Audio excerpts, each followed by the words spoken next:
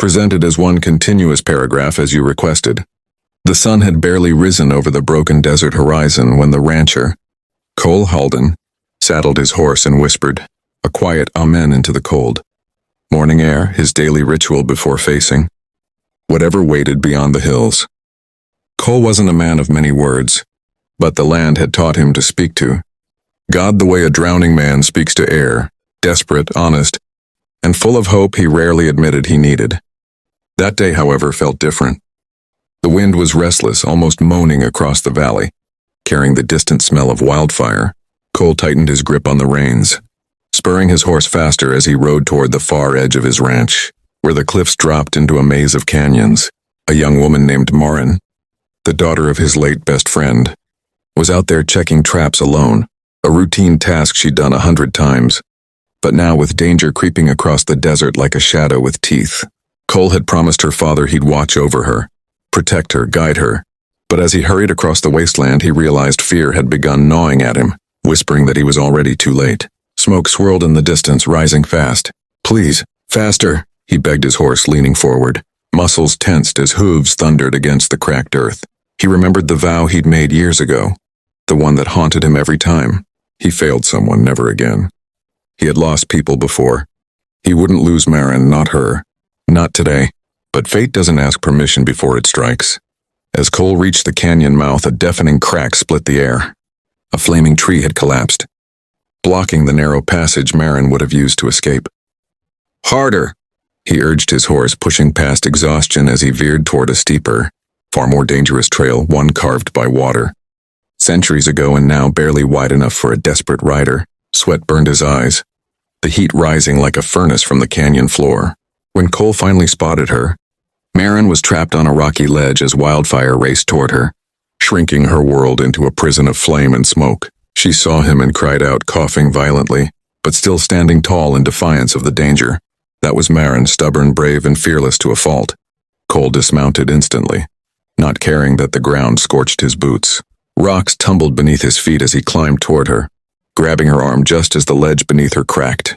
With a roar of effort, he pulled her into his chest, shielding her from the falling debris. "You came," she whispered, trembling. "I promised your father," he replied, breathless. But there was no time for relief. The fire was closing in, faster than either of them expected. Thinking quickly, Cole wrapped her in his coat, guiding her down the unstable cliffside, stone by stone, every movement risking a fatal slip. Heat bit into his skin, smoke tore his lungs raw, yet he kept going, whispering the same prayer under his breath. Amen. "Hold on, please." They reached the bottom just as the firestorm swallowed the ledge where Maren had stood moments earlier. Cole forced himself forward, pushing her ahead of him, sacrificing every ounce of oxygen he had left to keep her breathing. When they finally broke free of the canyon walls, the ranch looked like salvation rising from the desert. Cole collapsed to his knees, coughing blood, vision blurring, but he pushed Maren toward the riverbank where safety waited. She turned back just in time to see him crumble completely, falling face first into the dirt. "Cole!" she screamed, rushing to him with terror splitting her heart. But his eyes were closing, consciousness fading. His last words were barely a whisper carried on the wind. "As long as you're safe." Presented as one continuous paragraph, Cole woke to the cold sting of river water on his face and the distant sound of Maren calling his name, her voice shaking yet full of determination. Darkness retreated slowly from his vision, and when his eyes finally focused, he saw her kneeling beside him, drenched in sweat and ash, her hands trembling as she tried to shake him awake. "Don't you dare die on me," she whispered, breath catching in her throat, as if she feared even speaking too loudly would break him. Cole tried to sit up, but pain speared through his ribs like burning knives. Smoke inhalation, broken bones, exhaustion. His body had surrendered, even if his spirit hadn't. Maren pressed a wet cloth to his forehead, wiping away the soot. The fire behind them raged across the canyon, painting the sky an angry orange, but she had dragged him far enough to safety. "You saved my life," she said softly, tears mixing with soot on her cheeks. Cole managed a faint smile.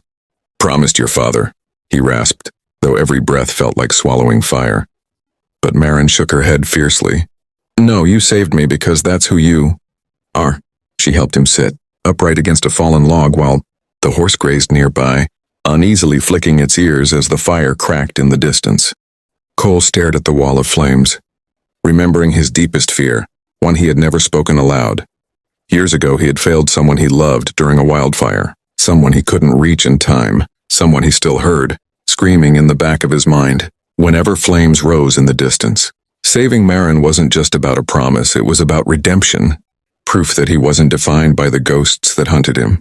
As the fire died down and the sky shifted from orange to deep blue, Maren built a small campfire and forced Cole to drink water.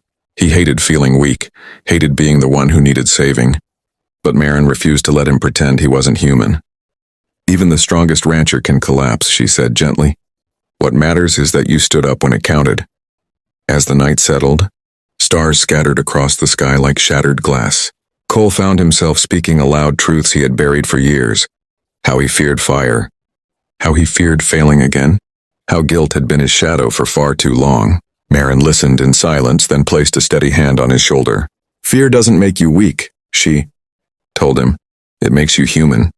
And you didn't just face your worst fear. You ran straight into it to save me. Cole exhaled a shaky breath, the weight on his chest lifting for the first time in years.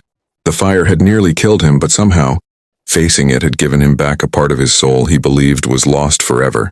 By sunrise, ranch hands arrived after tracking the smoke. They lifted Cole onto a wagon as Maren stayed by his side the entire time.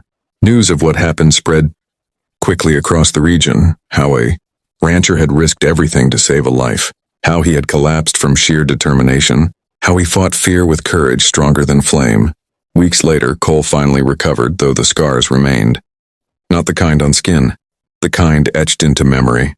And yet when he looked at Maren, he no longer felt the sting of old failure. Instead, he felt strength, hope, a new beginning. Standing outside the barn, watching another sunrise paint the world gold, Cole whispered the same word he always did, Amen. But this time, it wasn't a plea. It was a promise to live without fear, to protect the people he loved, to never let the past chain him again. And if you're listening to this story right now, remember this too. Courage isn't the absence of fear. It's choosing to move forward even when fear tries to break you. If Cole's story inspired you, moved you, or kept you hooked until the end, then do yourself a favor. Hit that subscribe button and become part of the journey. More stories, more courage, more heart. Don't miss the next chapter of adventure. Subscribe now and ride with us into the next sunrise.